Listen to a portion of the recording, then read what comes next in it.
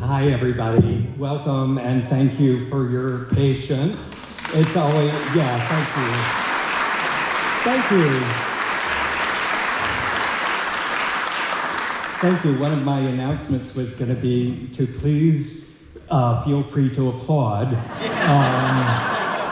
Not just me, but I mean in general, because first of all, we're on the stage. And second of all, David would have loved it. And third of all, I always hate that moment when, if you're at a solemn occasion when you kind of want to applaud, but you're not sure if you should. So, yes, applause is welcome here. I want to start by really thanking everybody, all of you who are here, who made the effort to get here from far and wide. There is family from Virginia and Alabama. There are college friends from New Orleans and Philadelphia. There are Pillow directors, past and present. There are co-workers of David's, co-workers of mine. Many other categories that I can name, but just to say that you're all included in this wonderful tapestry of our lives. And it is so meaningful to have you here. So thank you so much for making the effort today. I did not prepare any remarks, which is either a very foolhardy thing to do or a very real thing to do. So let's hope it is the latter, so that I can be in the moment and keeping our eye on what we want to keep it on, which is David. We're going to have so much of David today, which and not too much, I will say. One thing I want to explain about what we'll be watching on the big screen, aside from the slides that we've been looking at, many of which were culled from David's apartment, a huge box that just said photos, many of which were not labeled on the back. So there were people involved there were people in the photos, maybe you've seen some of them, were clearly old boyfriends. And it's like, I don't know who that is. And he didn't write on the back who it is. So, I don't know, whatever. It's fair game. We're showing them all. And also a reminder to self and to others, write the names on your photos, for God's sake. So, anyway, what I was going to say about what we're going to be seeing on the screen is a lot of David, because it was the day before Thanksgiving that he got the diagnosis of tongue cancer. And what the doctors told him at that point is your ability to swallow will be permanently altered, and your speech will be permanently altered, and your surgery is on Christmas Eve. So we had a month to sort of figure out what this meant, and one of the things that I asked him was, could he do an interview? Because my first wave of grief was over his vocalizations were so much a part of David, and his accents that he did, and his mimicking people and everything. And I really was already dealing with that loss. And so I said, would you make a video? And he said, yes, that he would. And so I drew up some questions. I didn't do the interview because I knew that would be a mistake. So very kindly, my associate Patsy Gay did the interview, and Erica Spiz recorded it. And then I thought, okay, well, that's done. We don't really need that right now. And I didn't even look at it, actually, until after he died. And then I suddenly realized, oh, well, thank goodness we have this, because his death was not expected. Why do you go through, a rhetorical question, but why do you go through 7 weeks of chemo treatment and radiation treatment just so that they can say bye-bye? We thought he was getting better. We thought that the treatment would be working.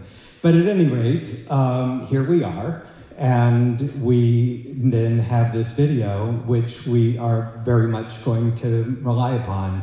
Most of the segments of it are only about 5 minutes or so, or sometimes less. And we'll be interspersing those remembrances of David's with live people who will speak to you about their memories of David. And somehow it's all going to come together, and it's all in your program there, so refer to that if you're trying to figure out what's what. We think it'll be about an hour. Who knows? So with that, let's have our first video segment. I grew up in Norfolk, Virginia. I was born on March 7th, 1954. My family had been in that area forever. It feels like a long time ago, because it was, and in some ways a very different world. I think my early childhood was very, at least in my memory, very idyllic. I have two siblings, an older sister who's 2 years older, Mary, and a younger brother, Joe, who is 4 years younger. My father grew up in Norfolk, as did my mother. He was a lawyer and worked for a bank. And she was, at least through my earlier childhood, she was a stay-at-home mom, whatever you want to call it, although she was very into volunteer work, so she had all these other things going on. And it was all very community-oriented. We belonged to a church, an Episcopal church called Christ in St. Luke's, that was very sort of central to our lives. My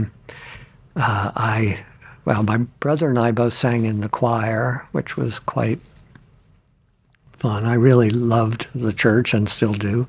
I'm the only one that of the kids that continued to be interested in it after growing up.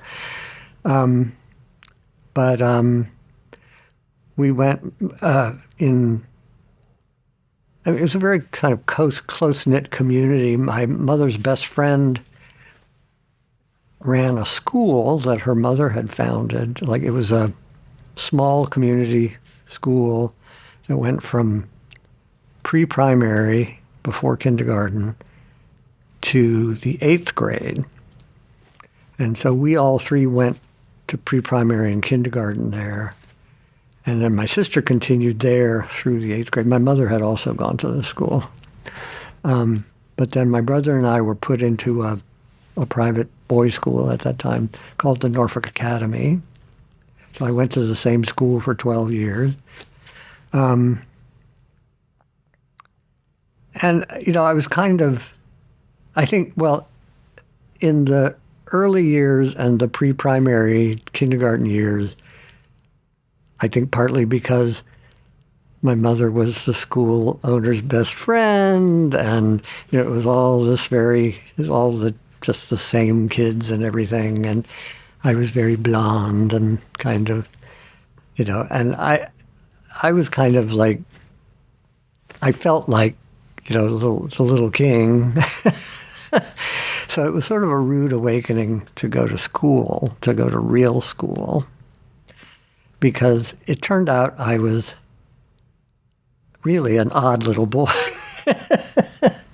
I was a little gay boy, at age 6. But so school was an unusual revelation to me. Although I was always just kind of myself, because I didn't know how to be anything else, unfortunately. Although I did, as the years went on, I did keep trying to not be myself, but that never worked really well. We're kind of a team here, and Joe has stuff written out, and I'm more like Norton. I'm kind of off the cuff. So we'll see what we can put together. You start. Oh, well, I'm Joe. I'm the baby brother. Yeah. And I'm Mary, the big sister. And we're happy to see so many of David's friends here today. We miss him very much, and while it's going to be hard for us to watch these videos, we're glad, Norton, that you thought to do it. David was the family historian. He knew all of our stories, and Mary and I always counted on him to keep us straight. And so it's hard for us to get up here and remember all these stories. We haven't watched the videos beforehand, and we should warn you, I know you're going to hear these stories more than once, but hopefully you can see how they match up. Or the different versions of how we saw this. And so I was going to start today with one photo you've already seen. This is the picture from the late 50s at Christ and St. Luke's Church in Norfolk. And it's a photo that ran in the newspaper around Easter. And you can tell it was one of David's favorite photographs.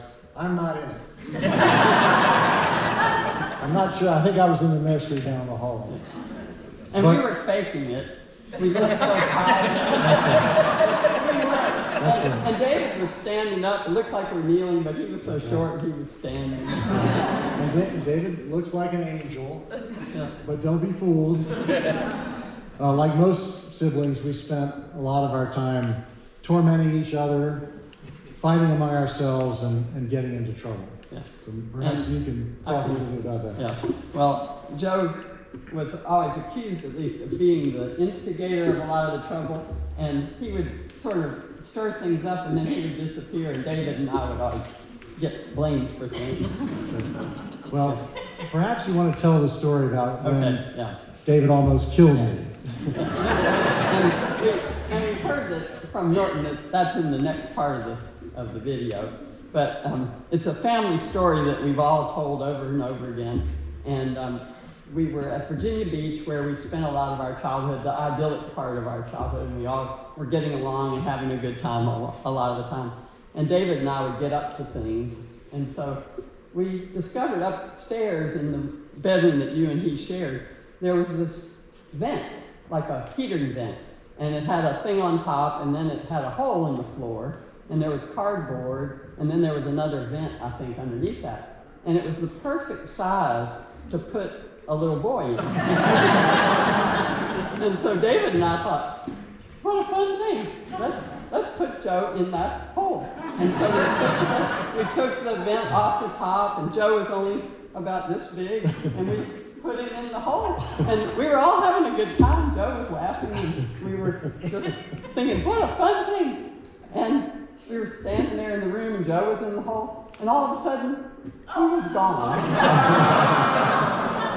And David and I just looked at each other. Oh no, we're in big trouble. And what happened was he fell through the floor, but Mom and Dad were in the room, which was their bedroom, and we had just gotten down there, and they were cleaning up and vacuuming and stuff, and they had taken the mattress off the bed and leaned it against the wall. And they were in there working, all of a sudden this baby falls. But he landed on the mattress. And he didn't get hurt or anything, but he got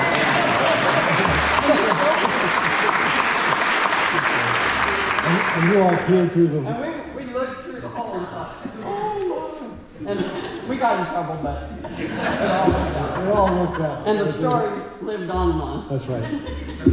We have these certain family stories, Yeah. I'm sure you all have as well, that we told over and over and over again. And you'll hear more about So it. I'm looking forward to hearing David's version of it. Yeah. So there's some other memories that stick with me. At some point, David had his tonsils removed, and he brought them home in a glass jar and displayed them on the shelf of his bedroom. I'm not sure whatever happened to them. So Norton, have you found them yet? But they were There somewhere. That's right. In high school, David won a citywide book review contest with a review of Roget's Thesaurus. It was sensational, splendid, stupendous. I wish we had a copy of that. Norton, have you seen it? I got the award. Do you? Okay, well, good. And I know more than a few lines from Broadway musicals because David loved to sit in his rocking chair in his bedroom and play the cast recordings from Man of La Mancha, Fiddler on the Roof, Oliver, 1776, and many other shows. And Norton, if you still have any of those records, I'll take those off your hands as well. And Mary has a memory about singing, kind of a fond family memory as well, that she was going to tell us about. Yeah, and as David said on the video, and we all know, he loved to sing. And as kids, when we were going to Virginia Beach, which was our place we went every summer, we would go in our car, old Chevrolet car, that didn't have a radio. I don't even know if they had radios in cars way back then. And Daddy was a singer in like a barbershop quartet and knew all those old songs. And so he taught them to us. And so we would go to Virginia Beach just singing these old tunes, and we still know them, but we won't sing it for you. But that was a really fun part of our childhood that carried through our lives all along. When we get together, we sing After Dark or something like that we had sung as kids. And I did want to say one more thing about David as a little kid, that he loved, as an adult all the way through life, he loved rocking chairs. And I can remember, before the rocking chair, he had a horse with those springs, and he would do that for just hours and hours and hours. And in my head is still that that stuck with me. Yeah. So, okay, that's all. So, as all of you know, David was a talented writer and actor in high school. You might not have known that. He already had an interest in local history, was developing his eye as a photographer, all areas he would later explore at the University of Virginia and in his professional life. David never chased a buck. During his career, he served a variety of nonprofits that enhanced the lives of his neighbors and the cultural life of the communities where he lived. Okay. You want to say, you want to say anything? Well, I feel lucky to have, be David's big sister. And we really had a good life together through the years. And there were times when I was a teenager when I wasn't a very good sister. I was, very self-centered, and I thought, he was in drama at our high school, and it's like, I like football players, which I really regret. It's like that was one of those things that I quickly got over, but it was at the time I wasn't the best sister. But I so much appreciate David's wit and talent and his family. He was our family historian who always knew things, and we've many times been saying, David would know that, but we didn't ask him in time. But I feel lucky to have had him as my brother, and I'm so happy that all of you all have come to honor him.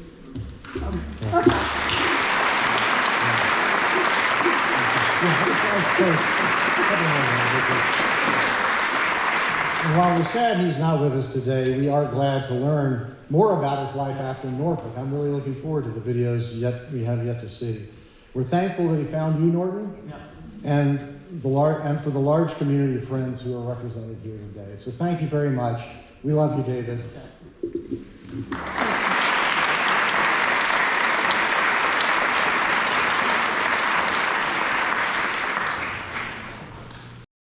Yes, unfortunately, I also very nearly killed both of my siblings. I obviously had somebody looking out for me. The Joe story is that, so my mother's parents, who I never met, they had died before I was born, but her father left her a cottage at Virginia Beach. It was a Cape Cod, very modest house, story and a half, and it was a summer house, so it didn't have, the only heating it had was a floor furnace on the ground floor. And then there were heat registers going up into the 2 bedrooms on the second floor. And one of us, perhaps me, discovered, well, at some point my parents had plastered over the bottoms of the heat registers so that you couldn't, on the ground floor you couldn't see it, just a plain ceiling, because we never were there in the wintertime. But there was still the metal register upstairs, and I lifted it out, and there was a hole that had a nice little floor, and my brother was maybe 1 year old, and I was like, and my sister, it was both my sister and I, we were like, oh, Joe will fit right in this little hole. So we picked him up and put him in the hole, and he's just like, and then all of a sudden he disappeared because the plaster broke.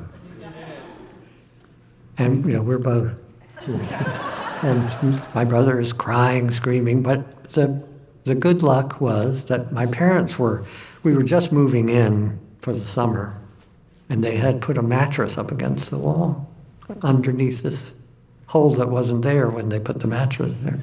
And he just went, bloop, landed in the middle of the floor. Of course, he was screaming. They run in to see why, look down, look up. We're like,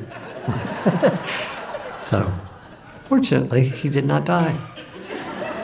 And then my sister, could have been the same year, I don't know, I was on a tear. We were getting ready to move to the beach. And we had a big station wagon, and it involved my mother putting loads of food and stuff in the station wagon to take down to the beach for the summer. And so I was in the sedan, which was parked up in the driveway, just sitting there, playing car. So I was probably 5 or 6, I don't know. My sister, so the station wagon was backed into the driveway behind the car I was in, and my sister was loading stuff into the back of the car. And I took the brake off of the sedan, and it just starts rolling down. And it just so happened that the woman who lived across the street was talking to my mother and saw it and ran over. And she only had the use of one arm because she had polio as a child. But she threw open the door, pulled the brake before it bisected my sister. I mean, I can remember, it was like it happened yesterday, because I just, oh my God, I'm about to cry. So, I mean, I really just, both of those things, but for a split, little difference in that thing would have been tragedy, like big tragedy. My fault. I've had to live with. I still live with it, but we're all very close because fortunately my siblings are wonderful people and have grown into great adults and have forgiven me for any. I hope. Who knows? But anyway, we have good times when we get together. They live close to each other in Western Virginia. My brother's a TV reporter, and my sister is a potter, a ceramicist, I don't know what you call it, but anyway.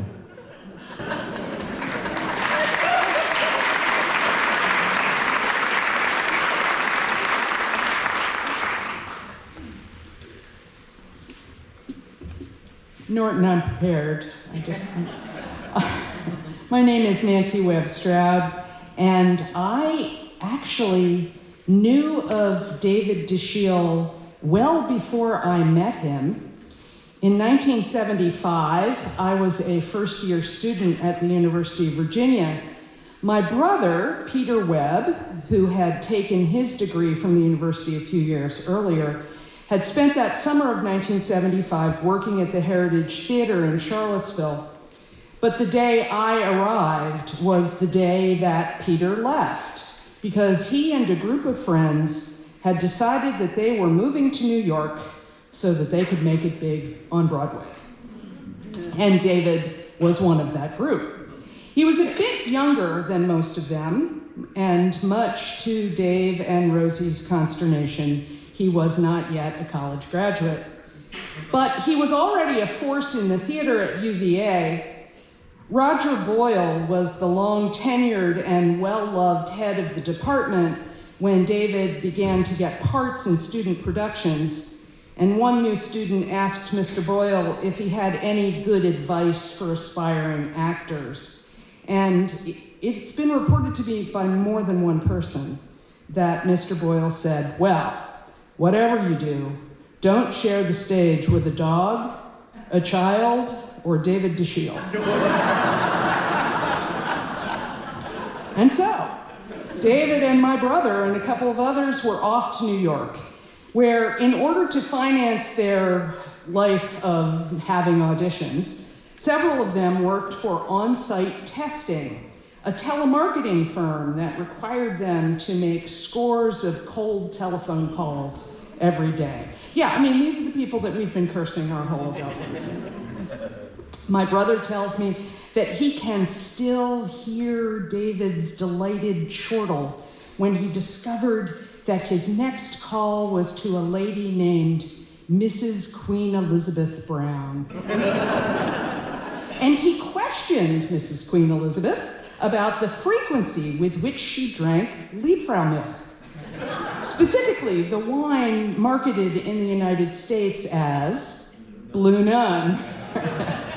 David was doodling as he and Mrs. QEB chatted, and thus began his series of Blue Nun cartoons, which festooned the walls of his room in their big old pre-war apartment on the Upper West Side, known to one and all as the Grand Hotel.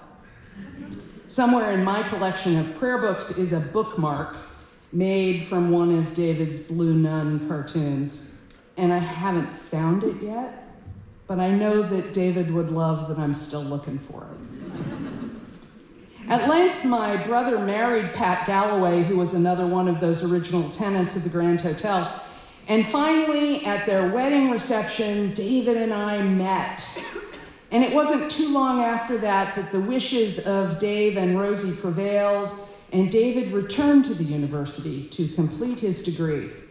And we met again at church. It was like an opening picnic for students at the church across the street from the rotunda. We met again and remembered having met at Peter's wedding. And really, that was his third year at the university and my fourth year. And for the rest of that year, we were never apart for very long. All those years ago, I had my turn getting to know the David Dashiell that everyone here knows, the most loyal friend you have ever had. In those days, I really wanted to become a priest in the Episcopal Church. Look at me now. But the only problem, see, was in those days, the Episcopal Church did not yet ordain women. Mostly, my friends thought that all of my church going was weird.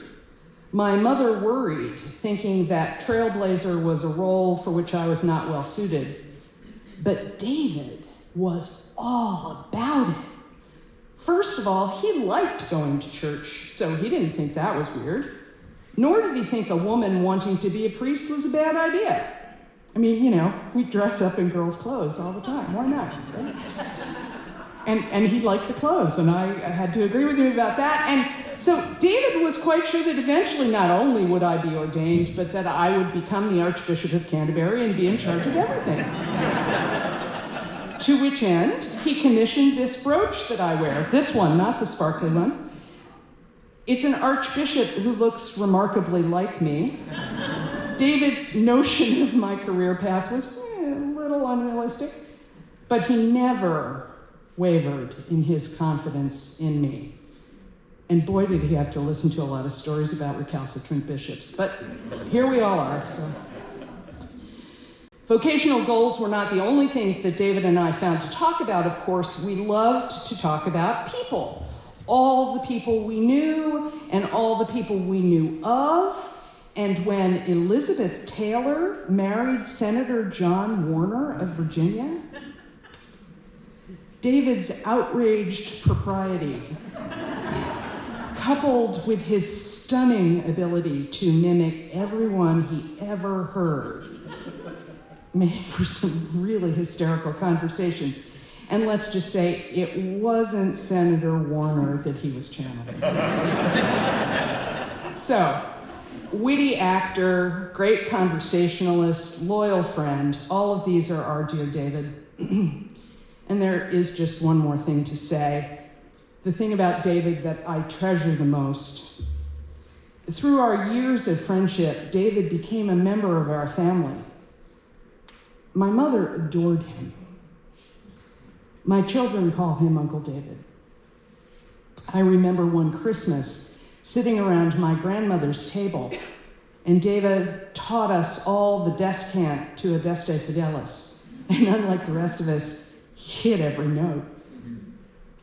He made the introductions that led to my husband's work at the Wagner Free Institute of Science, and so they were colleagues for a time. 15 years ago, and I think he was just beginning to explore going to photography school, but he took a cameo that is still the best photograph of our daughter that's ever been taken. He and Norton joined us for Easter dinner most of the years that we lived in Western Massachusetts, and they visited us in Philadelphia just a year ago. And my adult sons made sure to come over so that they could introduce their girlfriends to Uncle David. David's heart was so full of love.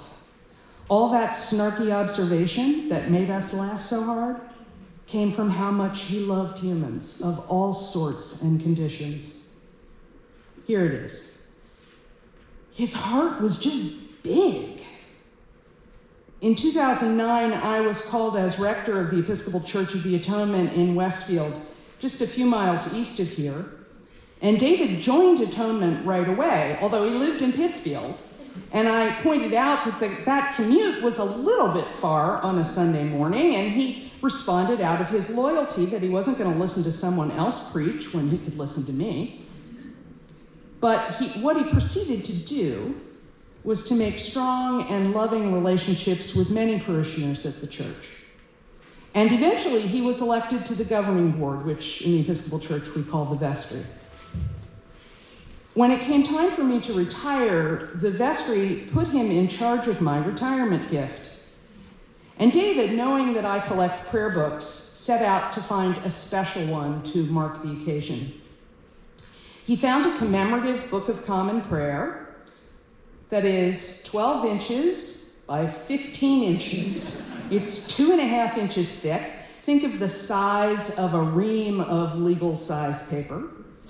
It was designed as a gift for King Edward VII in the early part of the 20th century, and it has luscious dark purple binding and gold edges, and it is the most enormous book that you have ever seen, bigger than any bookshelf ever conceived of by IKEA. But all that I can think of when I look at it is the size of David's heart, overflowing with devotion to God and love for each and every one of us. How grateful I am to be one of David Dashiell's friends.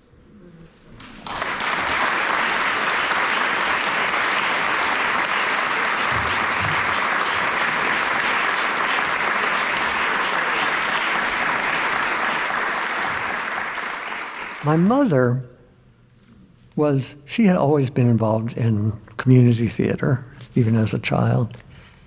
And she was involved in the Norfolk Children's Theater Company.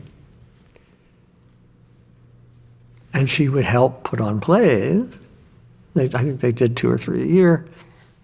But she would not let me be in the plays because she thought it would interfere with my studies. So I would come home from school and go over to the theater, which was near where we lived, and just sit around while she was, and being very resentful. And I would do school theater. They would have plays in class and stuff, and I played Macbeth. Funniest thing, Macbeth. I was Macbeth in the 4th grade. It was a weekly reader version of Macbeth. It was like 4 pages long.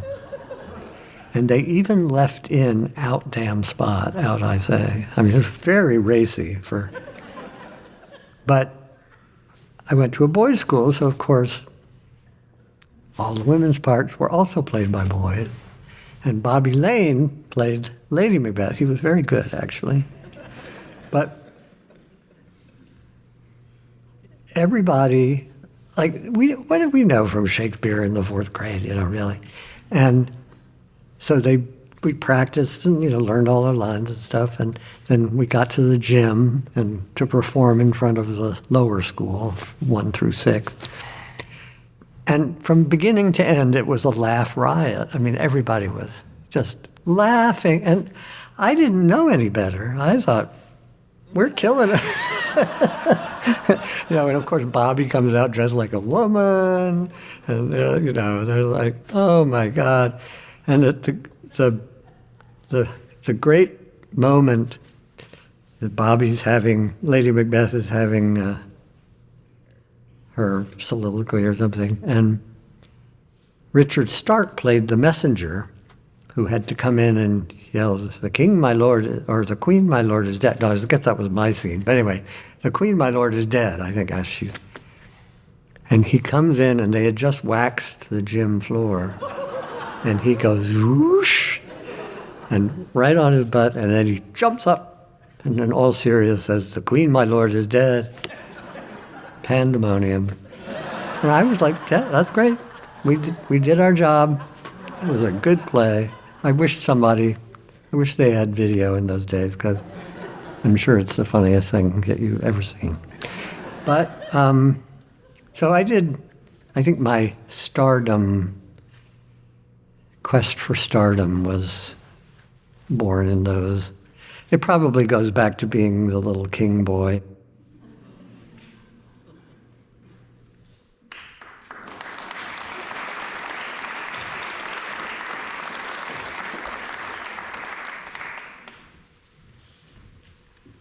Good afternoon, everyone.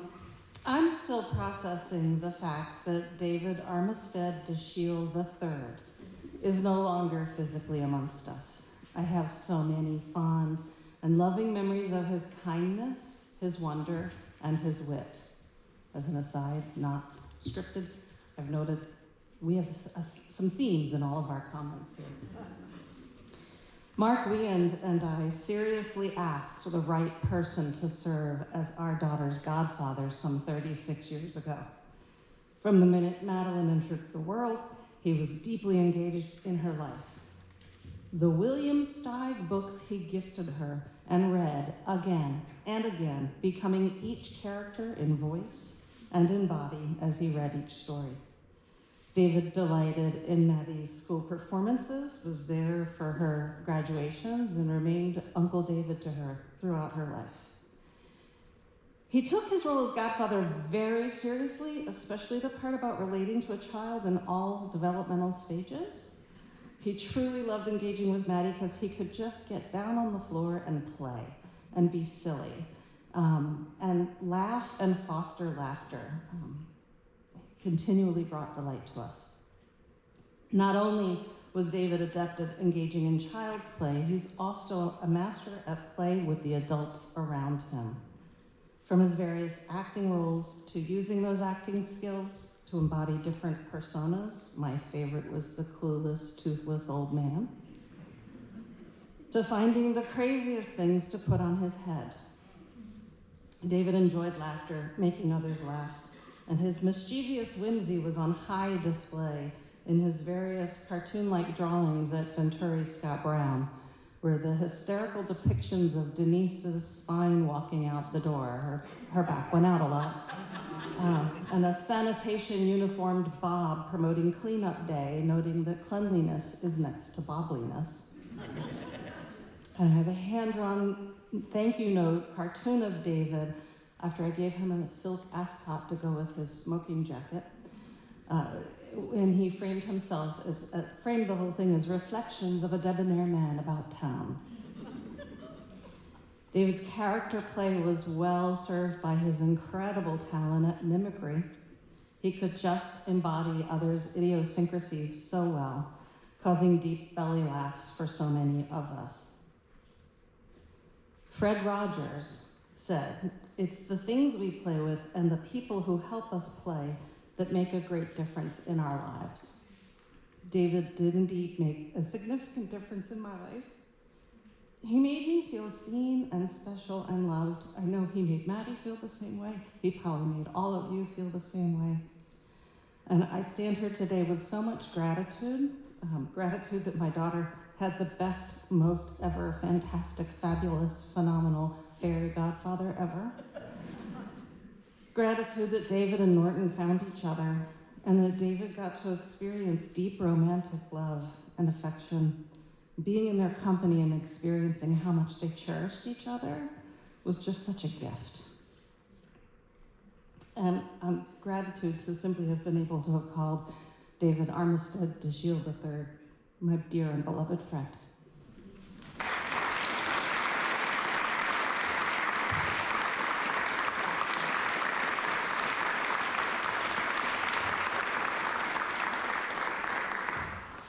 I realized I was gay when I was probably sixth grade, I would say, because I think I realized way before that. I mean, I was putting pieces together, but the library at school had a little section about, health, I'm sure is what it was called.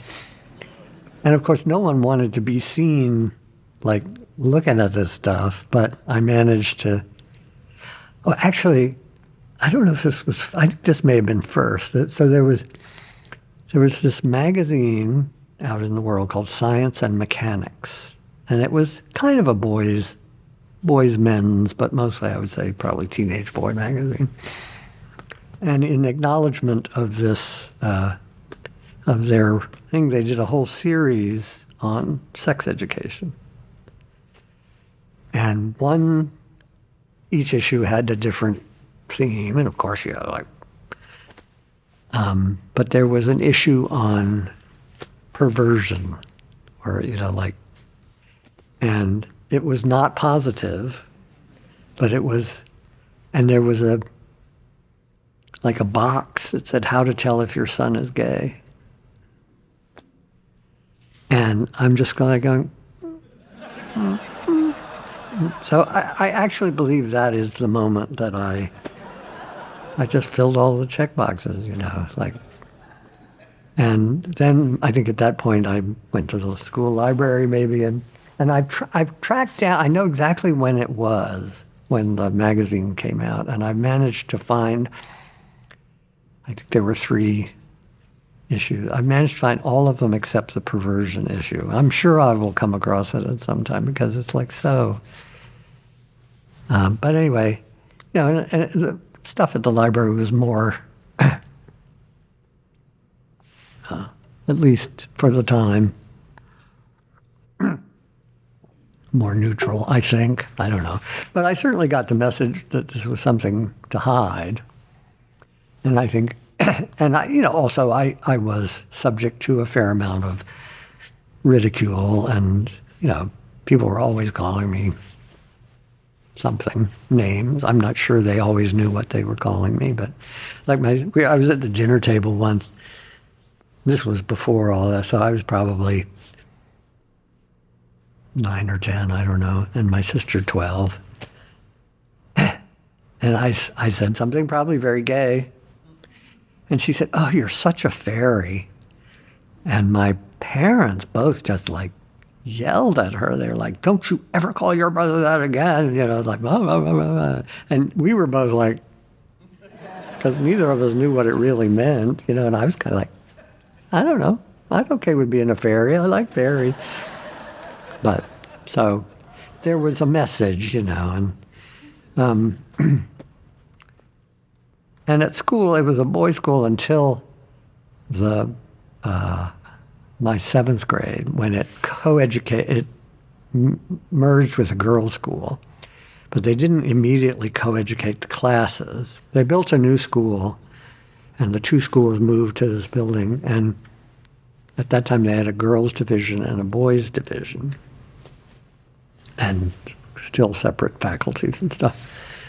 When I was a senior, I was failing math. So I'd been to the school for 12 years, and at the middle of my senior year, it suddenly appeared that I might not graduate because I was failing math, which I always did. And I think the school realized that it might reflect on them in some way if I had been in their care 12 years and I didn't graduate. So they switched me to the girls' class, which had partial credit. The boys' class did not give partial credit. You had to get the answer right or it was wrong. However, the girls' class would do steps. So if you copied the problem down correctly, you'd get 2 points, and then if you got step 2, so I managed to pull myself up to like 76 or something, graduated. But the amazing thing was that I suddenly also became popular because I got along with the girls. And they, realized I was funny. And suddenly, like, we were this big, happy family. And people started inviting me to parties and things which had never happened, And it was really kind of amazing. And at one point, the headmistress of the girls' school, who was named Mrs. Lovett, Beatrice Lovett, I passed her in the hall, and she said, "Oh, I just think it's so lovely how well you get along with the girls. Most boys don't get along with the girls that way." And of course, she was going, "You big gay thing."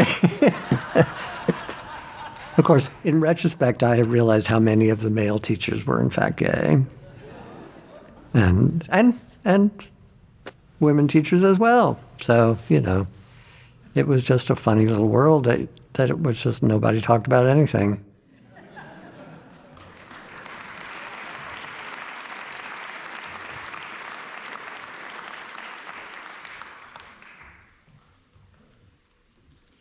I'm too prepared. However, I do want to say before I start, Norton, you're a genius. Thank you for giving us David. This is incredible.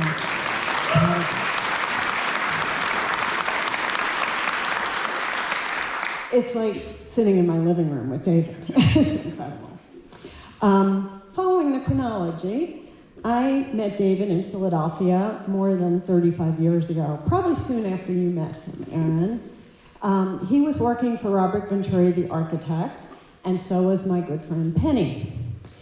We three became very close friends, hanging out together, going to the theater, mostly to see David perform, and rifling through flea markets, for which Norton may never forgive us.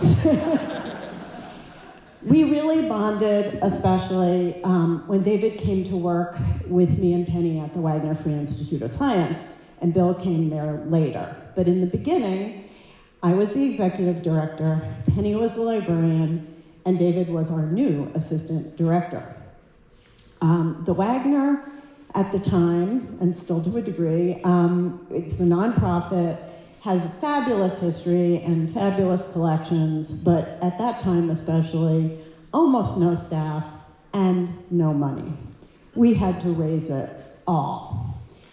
David, welcome to the nonprofit world. He'd found his métier. He was perfect. David became my work wife before that was a thing, or at least I think it existed but didn't have a name. Our workload was crazy. We operated from grant to grant, deadline to deadline. Back then, you were still mailing your grants, and the three of us were nearly always frantically assembling 5-pound packages with 15 copies of hundreds of pages of texts and photos to be postmarked by midnight. The later it got, the funnier David got. His wicked wit, which everyone knows, and dead-on impersonations became wilder and wilder. David could not only do Mr. Bean, he became Mr. Bean. And I know that this went farther than just what was happening at the Wagner, because down the block, the clerk at the Korean deli was absolutely convinced that he was Mr. Bean. At the other end of the spectrum, David could do Queen Elizabeth pretty well, too.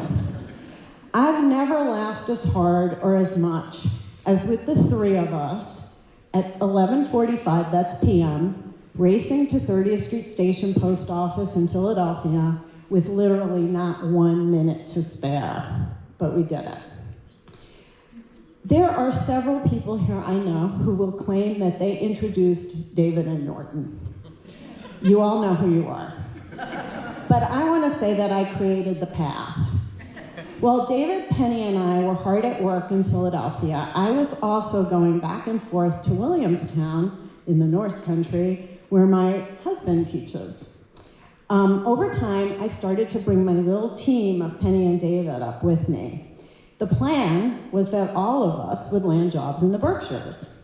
Only 2 of us did. Penny's was at the Clark, and David went to the Bidwell House, where he was a solo executive director. When he applied for that job, I told him it sounded like the nanny job ad in Mary Poppins for the perfect nanny. And David said, yeah, but they got Bert. And unfortunately, that job was a bit more like the one in The Shining. I remember going up really soon after David got the job to a garden party he had in the spring of 2001. I think it might have been June at Bidwell. It was lovely, and I'm pretty sure it was really soon after that he met Norton.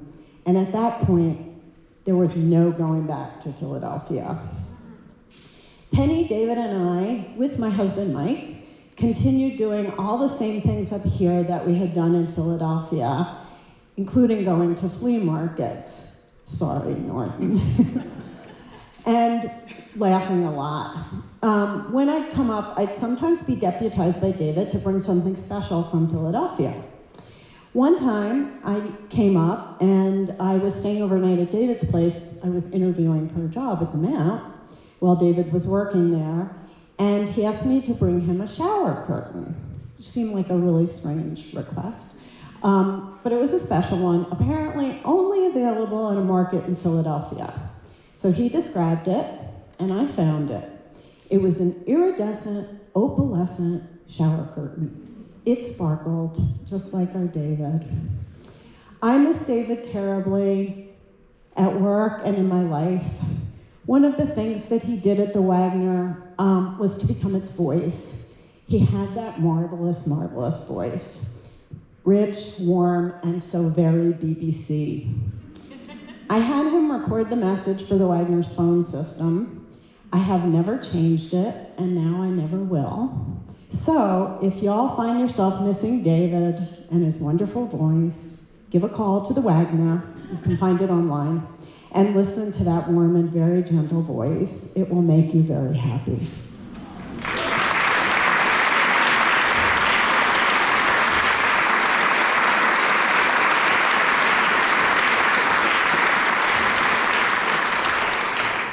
I just happened to have a friend who, when I was in Philadelphia, had a house in Beckett. And I would come up and visit him.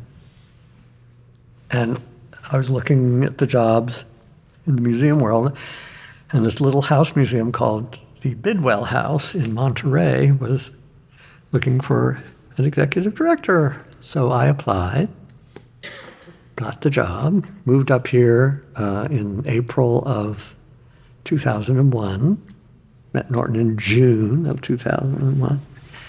Then 9/11 happened in September of 2001. The Bidwell House is just this charming little 18th century. It was the preacher's house from the 1760s, and but it sits on its own like 500-acre plot. It's only open in the summertime. I was living in the house again, and I thought, oh, this will be great. I can write. It was so lonesome.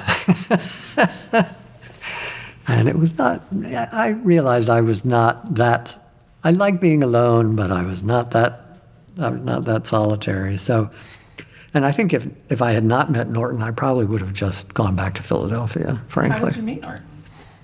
A friend of ours named Annie Rye, I had met her when I was visiting my friend in Beckett. She lived in Washington at that time, close to where he lived. And she was the only person I knew when I moved up here, because my friend had since left. So we got together after I got up here, and she was just like, I know somebody. So Norton was actually the partner of her hair cutter, but he was a private, like you would go to his house to get your hair cut, and it just so happened that that was Norton's house. They had a house together, which was Norton's house now. So she decided that she would rather lose her hair cutter and find a boyfriend for Norton, and so she had a party for us, and I think they had split by that time. It wasn't, I think that's why she was looking for a boyfriend for him, but she did have to sort of make a choice between, pick sides, so she picked the Norton side, and we're forever grateful. So, and she had a party, and there were a lot of people there, but the main reason was for us to get together, so it worked.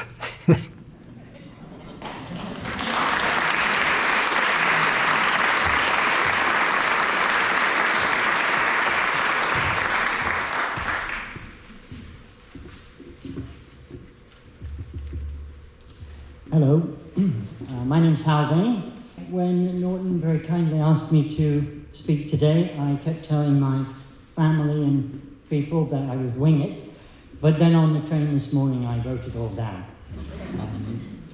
David and I met around 2007. I was a student at Ithaca College, and I came home in the summertime to stay with my mom and dad, who are over there, Molly and Humphrey, in Great Barrington, where they live. I was 19 or 20 at this time, and my parents were very enthusiastically encouraging me to get a summer job. And I applied at lots of places, but eventually my mom had to pull some strings to get me a job where she worked, which was at Edith Wharton's house and gardens, The Mount. And I worked in the ticket booth, and then eventually became a tour guide. But on one of the very first days there, my mom quickly introduced me to one of her closest work pals, a very kind, warm person called David. Immediately, I could recognize that he had good taste and was an intellectual like me. And so we got along.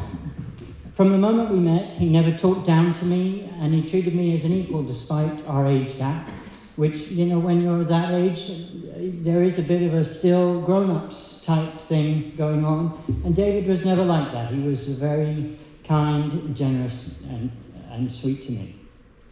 We became fast friends just as my mom and him had done. I admired his photography very much, and I loved seeing him at events smiling behind his camera, as I'm sure many of you did as well. I also learned that he was an actor. In college, I was a film student, and so over the next few years, David was generous with his time and talent, and we made a few short films together. On film, just as in reality, David had charisma, charm, and warmth. He came across like a really decent human being and a decent person. I wanted to make short films that had characters in them that seemed like decent people. So by casting David, I didn't have to work so hard, if that makes sense. He just naturally did it. And I suppose I must have seen something of myself in him as well. So I now have the privilege to introduce two short video clips. The first of which is I'll introduce them both and then I'll go sit down. The first is the opening minute of our first short film that we made together, which we filmed here in the Berkshires. You might recognize a little bit of it. It's just the first minute of it. And David played a sort of lonesome radio host using that BBC voice that was mentioned. It was a sort of a really great experience to work with David. He was just so kind to me all the time, and we did quite a few projects together over the years. After that, the second clip we're going to see is from a 2009 appearance that David made on the classic supernatural investigation television show, Ghost Hunters. If you remember, maybe you remember Ghost Hunters.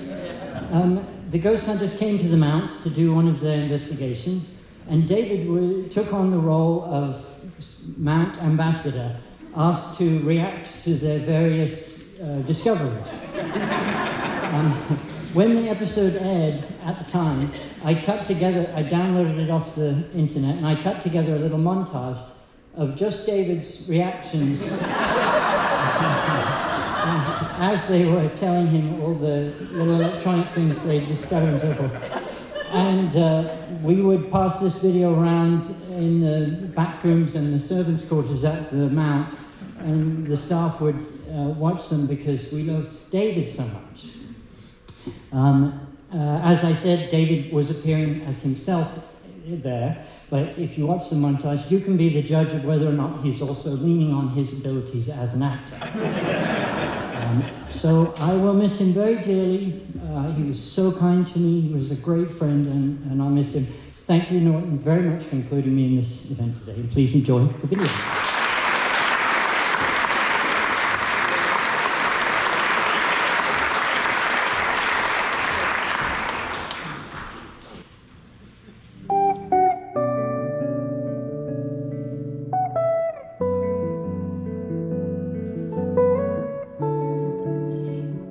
That was one of my personal favorites. It's now 4 minutes before the hour, and that means that's it for me on this lovely Wednesday afternoon. But if you are within 1 hour of downtown, and I know you are because these transmitters don't go that far, then you really should come down to the Jazz Factory tonight at 7. It's on the corner of Main and Fairfax. Next up, it's Night Drive Nancy and your naughty 90s favorites. I'm Alan Perry, and this is WKKB, your motivation station.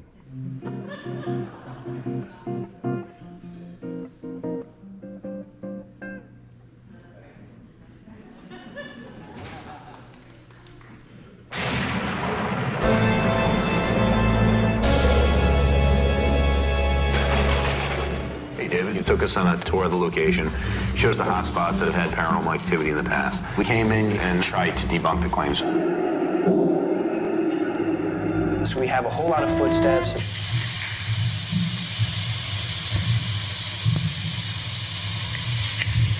We could still hear the sounds. It was just the sound. The same type of activity in a certain area. There's actually just an imprint of energy. I'm not sure I was expecting you to find much. Thank you for coming. The geophone going off with the dragging sound, that was pretty startling, actually. I mean, we're alone in the building. I think I'll think twice again when I go around in that area. Well, David seemed pretty receptive to that. Yeah, I think he took it well.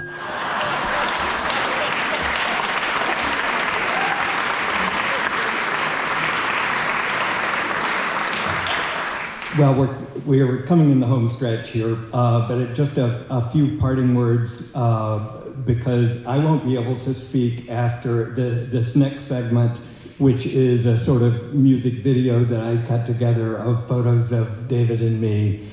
I probably won't be able to speak after that, so I will tell you now that that there are some inserts in your programs. I wanted to mention this. It has a headline that I put on it called The Life Journey of David A. Dashiell III, as envisioned by David around 2023. And that headline maybe says something about the fact that I never knew that this existed. I was going through things in his apartment, and here was this thing, and I was like, oh, well, that's how he saw his life journey and the things that he thought were important.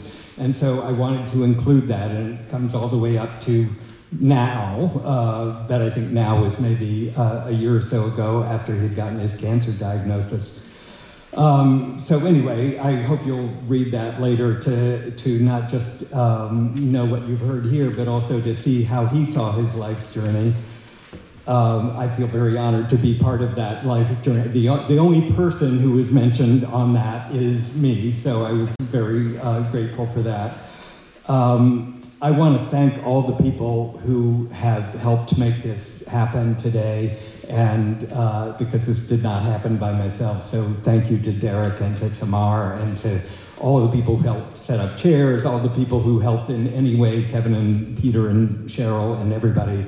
So all big thanks to you. I want to say something about what you'll see after the photo montage, because we'll go pretty much directly into a few parting words from David, which are a little startling. I will tell you ahead of time so that you're not triggered, but it's kind of, again, remember that when he made this video was last December, when we thought we were all gonna be just fine. And the last thing I want to tell you that'll make things make sense, because otherwise you would be thinking, why are we listening to this music? My brother is here from Alabama, and he remembers, as do I, when our father died when I was 9 and John was 11. Our dad had been in the Navy, and so my mother asked at the funeral home that they play the Navy hymn as part of the service, which Nancy, you can help me. What's the Eternal Father Strong to Save is the hymn. It's a beautiful hymn. We actually sang it at the service for David in Norfolk that was done at Christ in St. Luke's. But there were wires crossed in between my mother's request to have this Navy hymn played, and then as we were sitting at the funeral, very somber, considering that our dad was only 43 when he died, suddenly the organist launches into Anchors Aweigh. Which, that's not really the Navy hymn. But anyway, it did lighten the mood, I'll say that.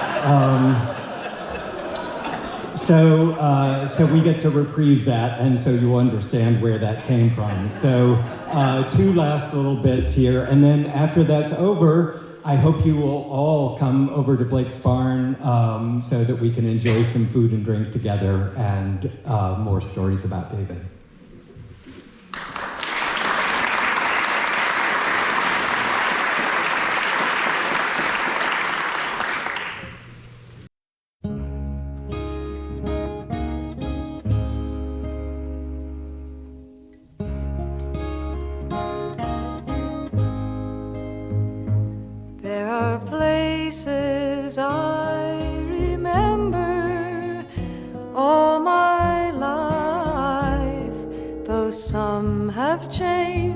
Some forever, not for better.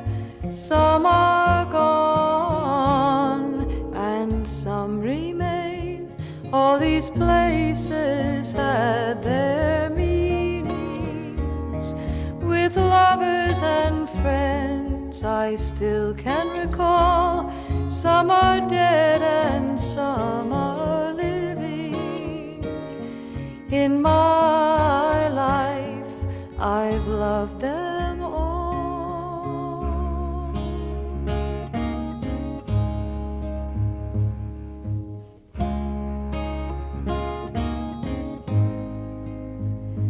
But of all these friends and lovers, there is no one compares with you, and these memories lose their meaning when I think of love as something new.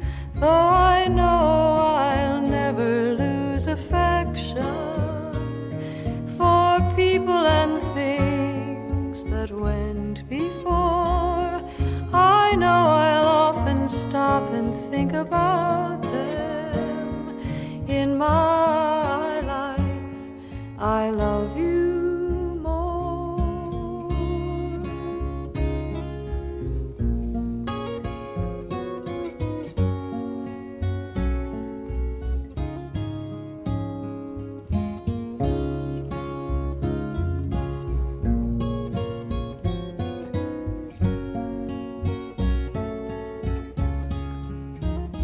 Though I know I'll never lose affection for people and things that went before, I know I'll often stop and think about them. In my life, I love you more.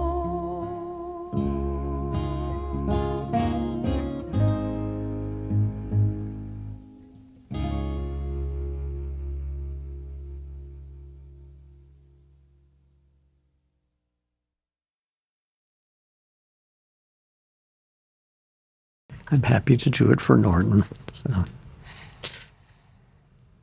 And hopefully we'll get to the other end of the health problems and nobody will have to look at this for another 20 years. And that would be the best news. And if I'm speaking to people at my funeral, hi, I love you.